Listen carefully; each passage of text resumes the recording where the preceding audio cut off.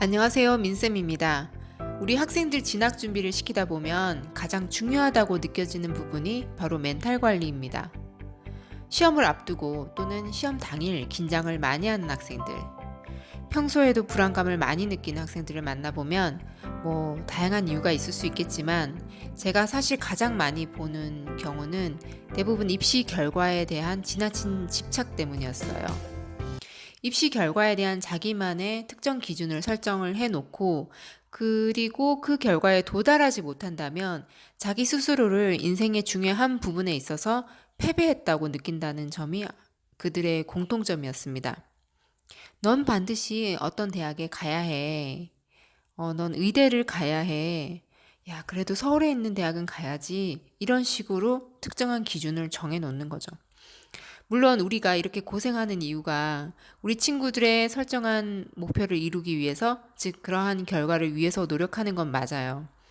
하지만 입시도 그렇고 나중에 어른이 되어보면 더 알게 될 텐데 사실 이 세상이 우리가 어떤 목표를 정했다고 해서 또는 죽을 만큼 노력했다고 해서 다 이룰 수 있는 건 아니거든요.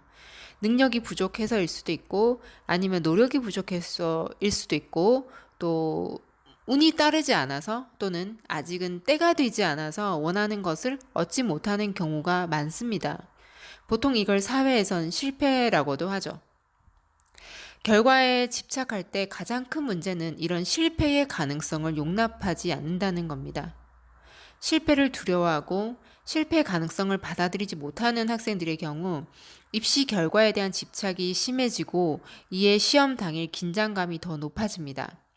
시험을 준비하는 과정에서도 불안감 때문에 정작 공부에 집중을 잘 못하는 경우도 많습니다.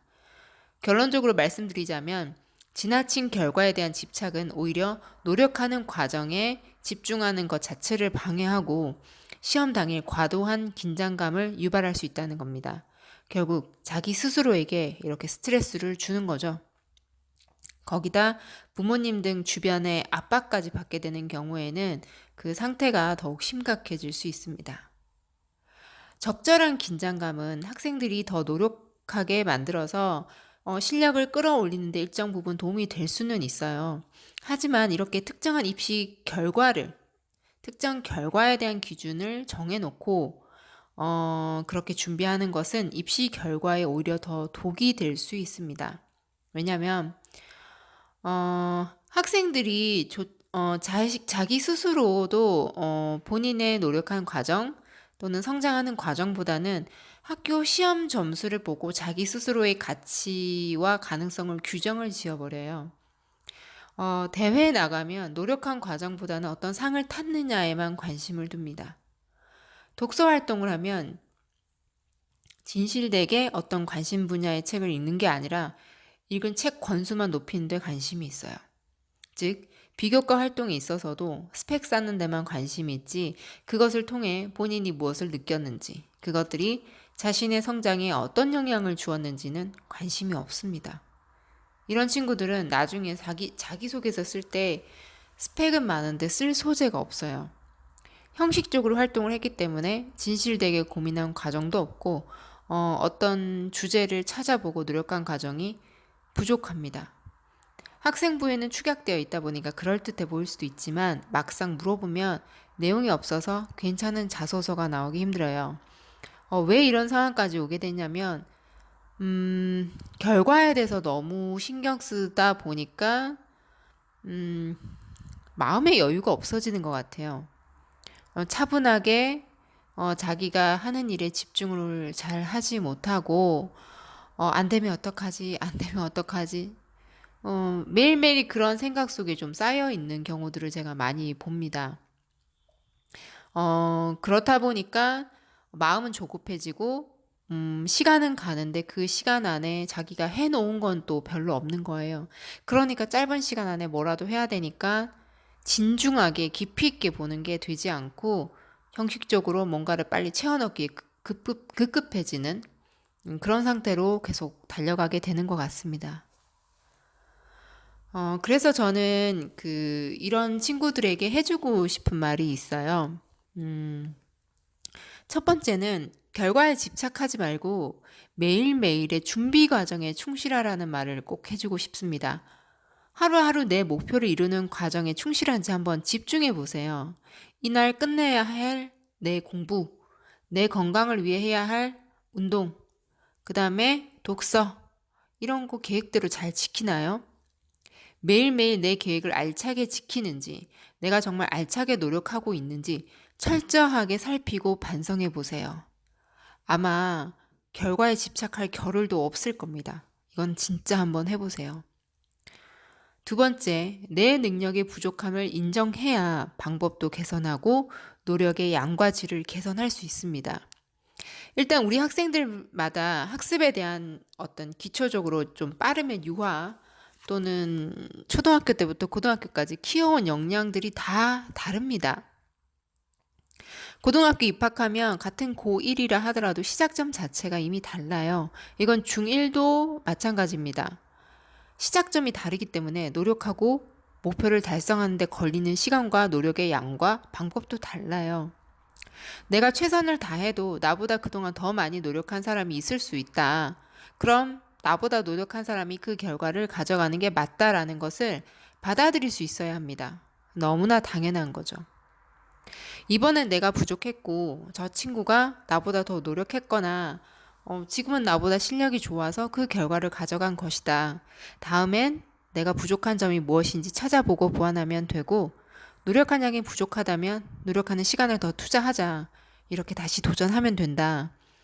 이런 마음을 갖고 있어야 장기적으로 보았을 때 당장은 잘 이루어지지 않더라도 좌절하거나 포기하는 경우가 잘 생기지 않고요. 또 그래야 꾸준히 성장할 수 있습니다. 여기서 멘탈 관리 면에서 조금 더 발전할 수 있으려면 입시 결과를 가지고 남과 비교하지 말고요. 내가 하루하루 충실하게 최선을 다하고 있는지 나와의 싸움에 더 집중할 수 있어야 합니다. 나라는 사람을 타인보다는 쉬고 싶은 나, 놀고 싶은 나, 이런 나와 비교하고 경쟁시키세요. 세 번째는 성장 속도는 처음에 느릴 수도 있다는 것을 어느 정도 인정을 해야 합니다. 목표를 너무 높게 잡지 말고 단계적으로 설정해 보세요. 첫 번째 단계를 이루면 그 다음 목표를 설정을 하는 거죠. 이렇게 하다가 일정한 임계점이 지나야 성적이라든지 이런 부분들이 눈에 띄게 성과를 기대할 수 있습니다. 너무 처음부터 높은 목표를 설정하고 특정 결과를 이뤄야 한다고 못 박아두면 그것을 이루는데 대부분 시간에 오래 걸려요. 왜냐하면 대부분 좀 그렇게 너무 높이 잡아버리더라고요. 이렇게 되면 마음이 조급해지고 불안해져요. 또 그것을 당장 이루지 못하는 자신에 대해서 굉장히 낮은 자존감을 갖게 되기도 합니다. 자, 이렇게 해보고 만약에 결국 그 결과를 대학 가기 전에 이루지 못하면 어때요? 그런데 제가 조금 나이를 먹고 보니까 꽤 오랜 시간이 지나고 보니까 그 간절한 목표가 그 당시에 이루어지지 않아서 선택하게 된 차선책, 그 다른 길이 오히려 나에게 더 잘 어울리는 길을 선택하게 되는 경우로 올 수도 있다는 걸 저는 겪은 적이 있고 또 주변에서도 그런 경우들을 좀 봅니다.